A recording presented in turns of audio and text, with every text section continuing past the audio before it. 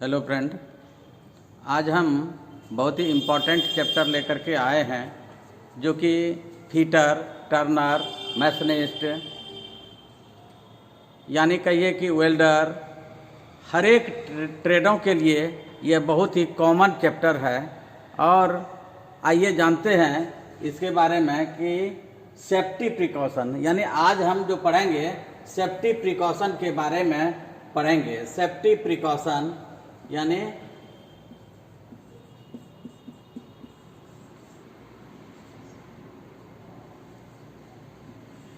Safety precaution, सुरक्षा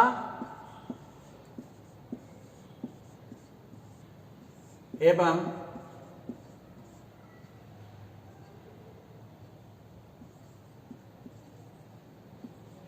बचने के उपाय।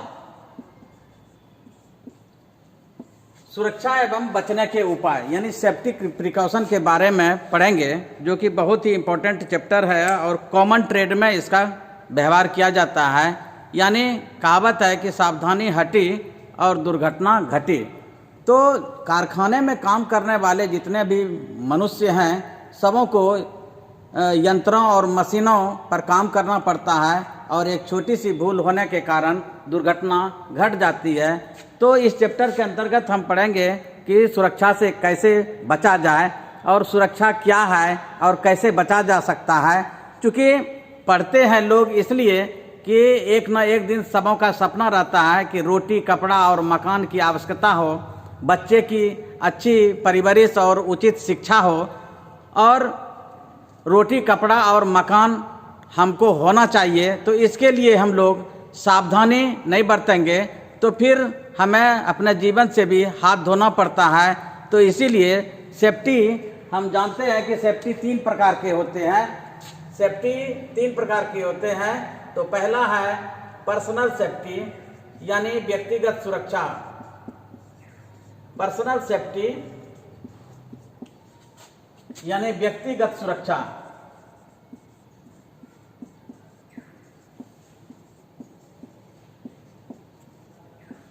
दूसरा है जनरल सेफ्टी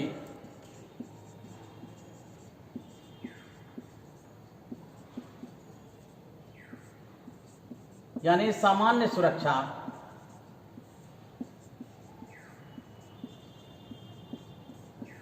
तीसरा है वर्कशॉप सेफ्टी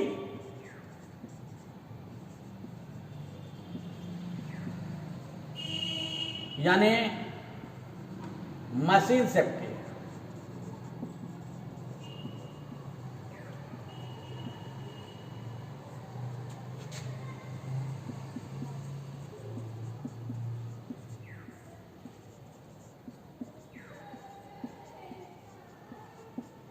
यानी वर्कशॉप सेफ्टी यानी मशीन सेफ्टी। मशीन सेफ्टी के अंतर्गत कारखाने की सुरक्षा होना अनिवार्य है। तो आइए एक एक करके चलते हैं कि व्यक्तिगत सेफ्टी क्या होता है, पर्सनल सेफ्टी क्या होता है। तो व्यक्तिगत सुरक्षा में जब हम ही ठीक ठाक नहीं रहेंगे, हम ही सुरक्षित नहीं रहेंगे, तो आगे का काम कैसे करेंगे, समाज के लिए कैसे काम कर पाएंगे।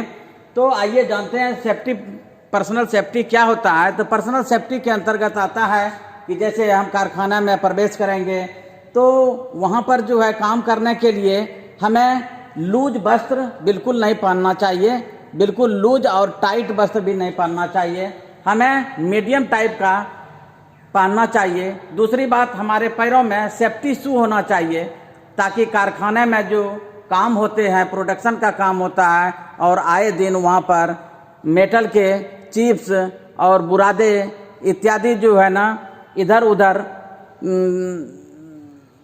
फेंके रहते हैं, तो वो हमारे पैरों को नुकसान ना करे, इसलिए सेफ्टी प्रिकॉशन पहनना आवश्यक है। यानी कारखाने में जब भी जाएंगे तो सेफ्टी शू पहन करके ही जाना चाहिए, अन्यथा हमारे पैरों में वो कांटी और कील चुभ भी सकता है, इससे हमारे जान माल की क्षति भी हो सकती है। दूसरा है, क्या हम अगर टाई पहनते हैं आपको, तो लंबे टाई नहीं पहनना चाहिए। अगर बहुत पहनने का ही शौक है तो छोटा टाई पहनना चाहिए, यानी बो टाइप टाई उसको बोलते हैं, जो एडवोकेट वगैरह पहनते हैं उसी तरह का टाई का व्यवहार करना चाहिए। दूसरी बात है कि व्यक्तिगत सुरक्षा के अंतर्गत और सब भी बहुत सारे आते हैं, जैसे लंबे बाल नहीं रखना चाहिए, लंबे नाखून नहीं होना चाहिए, आँखों में सेफ्टी गोगल्स होना चाहिए। ये सब हमको व्यक्तिगत सेफ्टी के अंतर्गत आता है। नेक्स्ट हम आते हैं जनरल सेफ्टी। जनरल सेफ्टी में क्या होता है कि जैसे कारखाने के अंदर हम इंटर किए और उसी रास्ते में जो है ग्रीस, मोबाइल इत्यादि अगर फर्श पर बिखरा पड़ा है तो हमें उसे लॉन्ग करके नहीं जाना चाहिए। यहाँ तक होना चाहिए कि हम उसको साफ़ सफाई कर दें, या साफ़ सफाई के लिए हम ऊपर कंप्लेन कर दें, जिससे वो कोई आदमी आने वाले सुरक्षित होकर के काम कर सकें, उस पर कोई फिसले नहीं, और फिसलेगा तो उसके जान माल की ही क्षति होती है। तो इस तरह का जनरल सेफ्टी के अंतर्गत आता है कि जैसे मशीनों पर 5-10 मशीन है और उस पर कारीगर काम कर रहे हैं, हम ये देख रहे हैं कि अपना भी सेफ्टी बरतने के बाद दूसरे की भी सोचना चाहिए, दूसरे को भी कभी कभी देखना चाहिए ताक झांक करके कि वो सुरक्षित है कि नहीं। अगर पता चले कि ऊपर से कोई सामान, भारी भरकम सामान उसके ऊपर गिरने वाला है तो उसे फौरन सूचित करेंगे ताकि वो सुरक्षित रह सकें, यानी सुरक्षा से बचा जा सके। और इस तरह से ऐसे सेफ्टी जो होते हैं वो जनरल सेफ्टी के अंतर्गत आता है। जैसे कि हम रोड पर क्रॉस करते हैं, चलते हैं, वो सामान्य सुरक्षा है कि हम बाएं साइड से ही चलें। अगर दाएं साइड से चलेंगे तो हम दुर्घटनाग्रस्त होंगे। और इस तरह का जैसे गाड़ी मोटर से लोग चलते हैं, लोग दोपहिया वाहन का भी इस्तेमाल करते हैं तो बिना हेलमेट का उपयोग करते हैं। तो हेलमेट पहन करके अगर चलेंगे और सावधानी पूर्वक हम गति सीमा के अंदर ही बाइक को चलाएंगे तो हम सुरक्षित रहेंगे, और हम सुरक्षित रहेंगे तो हमारे सभी जो है आदमी सुरक्षित रहेंगे। इसलिए सुरक्षा का नियम पालन करना अति आवश्यक है। अब आइए चलते हैं वर्कशॉप सेफ्टी यानी मशीन सेफ्टी के बारे में जानते हैं। जब तक हम मशीन के बारे में जानेंगे नहीं, पूरा जानकारी लेने के बाद ही मशीन को ऑपरेट करना चाहिए। यानी कहने का मतलब है कि ऑपरेट करने के पूर्व, मशीन चलाने के पूर्व ही हमको क्या करना चाहिए, मशीन की जांच कर लेनी चाहिए।